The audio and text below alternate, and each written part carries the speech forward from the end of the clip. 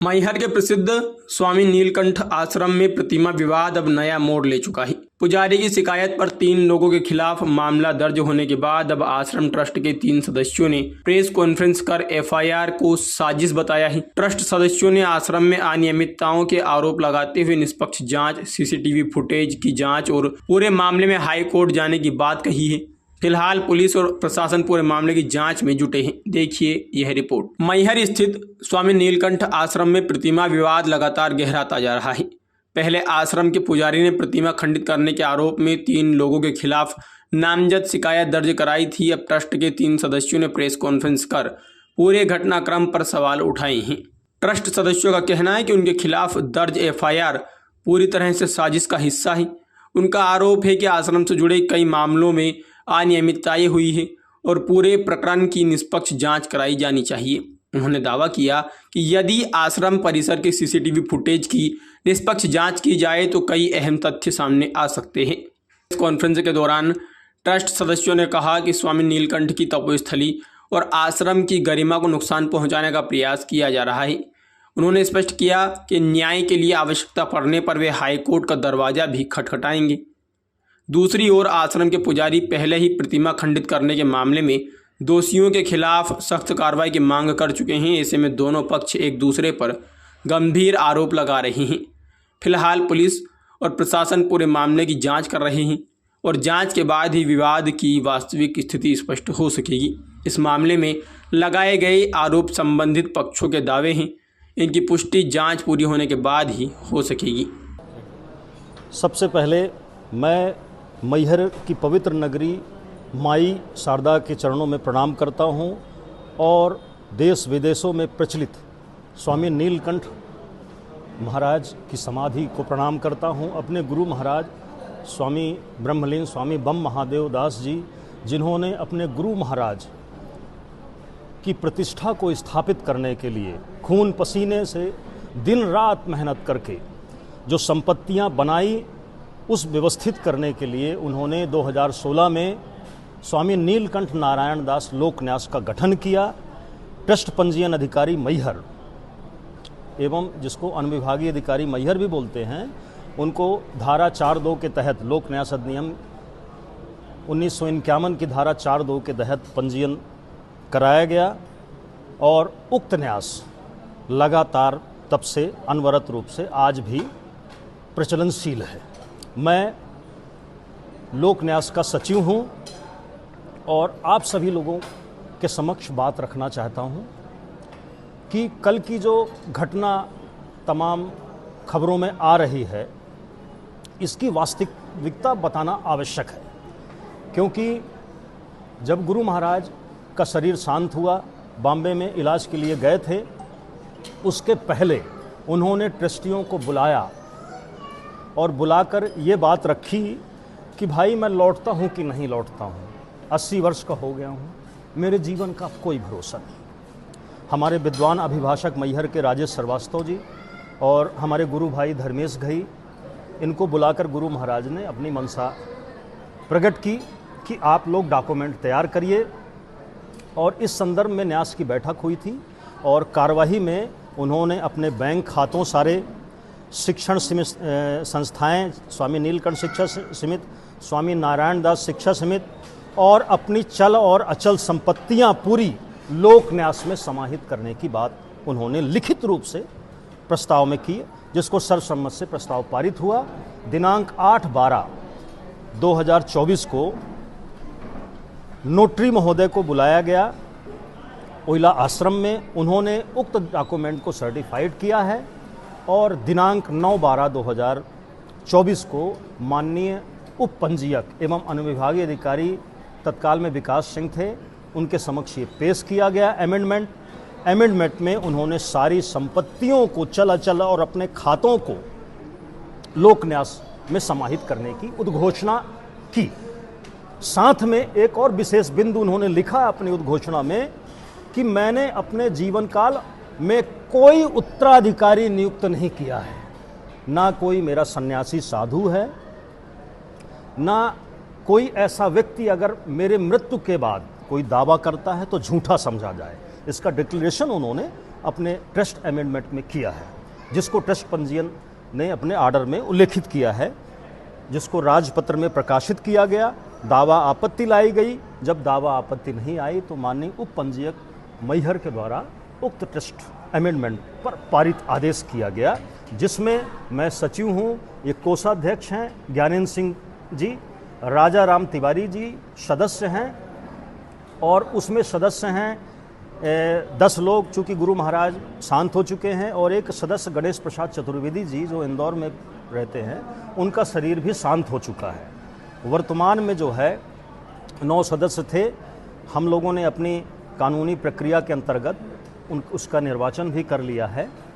अब हम बिंदु पे आते हैं आप सब लोगों के समक्ष में, जो कल के गुरु महाराज के विग्रह के टूटने के संदर्भ में तमाम तरह की अफवाहें फैलाई जा रही हैं। उन्होंने तोड़ा, फलाने व्यक्तियों ने तोड़ा, तो आप सबको मैं बताना चाहता हूं कि 2025 में 8 मार्च को गुरु महाराज स्वामी नीलकंठ महाराज जी के समाधि पुण्यतिथि पर्व पर जो भंडारा होता है, उसके उपरांत तमाम भारतवर्ष के शिष्यों और न्यासियों की एक सर्वमान्य बैठक हुई, जिसमें 2 विग्रह जो जयपुर से लाए गए थे बम महाराज जी के, उनका चेहरा मैच नहीं खा रहा था।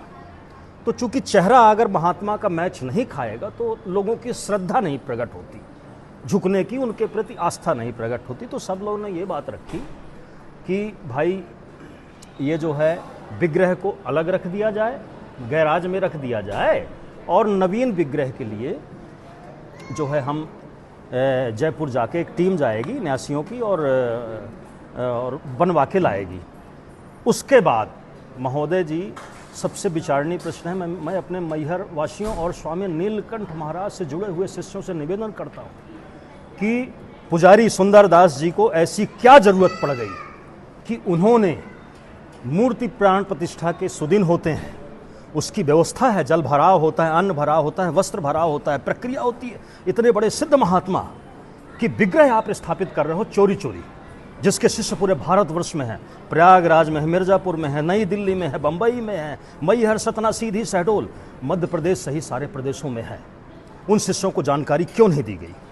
हमको तो कल सुबह 8:30 बजे 79 सदस्यों ने फ़ोन करके बताया कि भैया आइए, ये जो है विग्रह सर्वमान्य बैठक में हुए थे, जो विग्रह जिनको स्थापित नहीं करना है वो कैसे स्थापित हो रहे हैं और कैसे 1 घंटा में स्थापित हो जाएंगे? ऐसा कौन सा विधान है और ऐसी क्या जरूरत पड़ी सुंदरदास जी को कि उन्होंने चोरी चोरी, बिना किसी शिष्यों को बुलाए, बिना किसी नासियों की सहमति लिए, बिना कोई बैठक सर्वमान्य बैठक लिए आप कैसे विग्रह रख रहे हैं? मौके में हम पहुँचे, वहाँ पर हमने सुंदरदास जी से निवेदन किया कि आदरणीय जी, आप महात्मा हैं, वस्त्र धारण किए हैं, इतना अति महत्वपूर्ण काम करने के पहले आपने बैठक क्यों नहीं आयोजित की? आपको न्यासियों को बुलाना था, गुरु भाइयों को बुलाना था।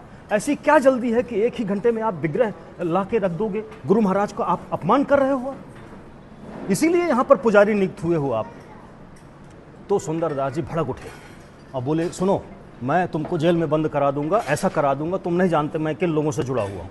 हमने कहा फांसी लगा देना, लेकिन जो 100 डंके की बात है, जो सही है, वो मैं आज आपके सामने बोलता हूँ, 1000 के सामने बोलूँगा कि गलत कर रहे हैं आप। उसी बीच में हमारे गुरु भाई धर्मेश भैया आए और बैठक में ये निर्णय हुआ कि ये विग्रह को समाधि में स्थापित नहीं किया जाएगा। हम भी तैयार हुए, हमारे न्यासी सब उठ के चले आए। जब ये बड़े भैया से बात हो गई तो हम लोग उठ के चले आए। उसी बीच में ये हल्ला हुआ कि गुरु महाराज का विग्रह खंडित हो गया है, हल्ला हुआ, शोर हुआ, और चूंकि बड़ी संख्या में सुंदरदास जी और उनके अनुयायी, जिसमें राम लखन चतुर्वेदी जी, रज्जन शुक्ला, बीरेन्द्र सिंह,